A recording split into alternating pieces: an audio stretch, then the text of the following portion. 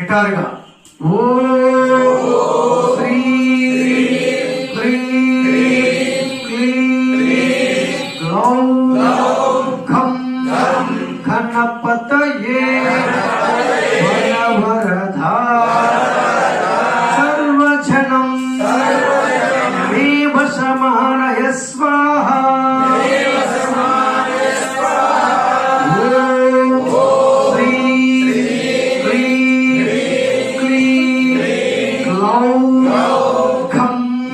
గణపతయే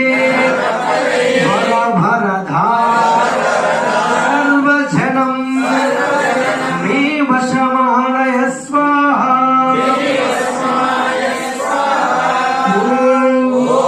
శ్రీ హ్రీం క్లీం గ్లౌం ఖం గణపతయే వరధా సర్వజనం మే వశమానయ స్వాహా. ఇలా మీరు